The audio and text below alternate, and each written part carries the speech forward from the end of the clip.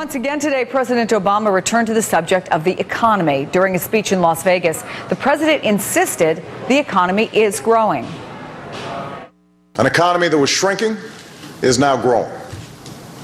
We've gained private sector jobs for each of the past 6 months instead of losing them, almost 600,000 new jobs. But as Harry pointed out, that's not enough. The president called on Congress to expand a clean energy tax credit that could pay off in Nevada, where Senator Reid is struggling to win re-election. And the president also taking the gloves off and firing away at Republicans during his trip to Nevada and Missouri. While stumping for Senate candidate Robin Carnahan, he got very specific with his attacks on GOP leadership. You got the Bartons and the Boehners and the Blunts. They've got that no philosophy, that you're on your own philosophy, the status quo philosophy, a philosophy that says everything is politics and we're just going to gun for the next election. We don't care what it means for the next generation. Cenk is a blogger and the host of the online show, The Young Turks. Good to see you. Thanks for having me. What do you think about this strategy by the president? I mean, for a lot of Americans, frankly, this recovery is still a bit of a mirage. Does it help him to go after the Republicans? Absolutely. As far as I know, he's in the opposition party. So as we have the campaign coming up, and obviously they'll vote in the beginning of November, it's time to turn it on.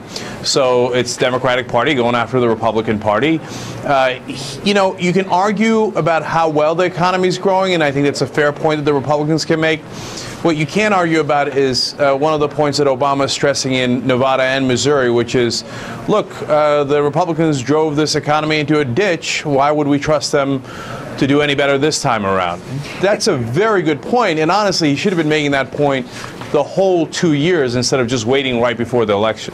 Here's what former Congressman Tom Tancreda from Colorado said on Thursday. I'm going to quote him.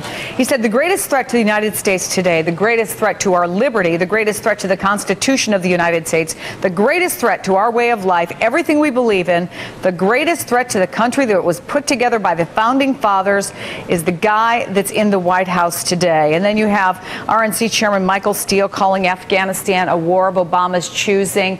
That was exactly the kind of stuff that, frankly, Barack Obama ran on. He said, "I'm tired of this old partisan politics. It doesn't help us to say things like that." But then we hear what he had to say on the campaign trail for some Democratic candidates. Does he risk sounding like he's exactly the guy he criticized during the campaign? Well, look, that was the initial problem with Obama in the first place. This whole idea that he was going to get beyond partisan politics is ridiculous. You're in the opposing party from the Republicans. You guys have elections to decide who should win and who should lose. Of course you're in an adversarial role. The problem isn't what he's doing now. I mean, what's he supposed to do?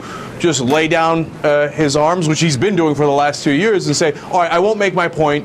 I'll just let the Republicans say whatever they want. And do the Republicans seem like they're reciprocating? Of course not. They're attacking it 100%.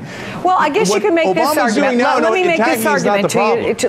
Let me play devil's advocate here. There are an awful lot of people on both sides of the aisle who thought his most presidential moment wasn't when he was attacking the Republicans. Where he gained ground was when he sat in the Oval Office and he talked about the BP oil spill, and he was very direct about it, talked to the American people. After weeks and weeks of criticism, does he gain more by acting and looking presidential than acting and looking like a candidate? No, absolutely not. First of all, that speech on BP was probably his worst speech, according to most analysts. And look, he's got to make his case. That's how you look presidential.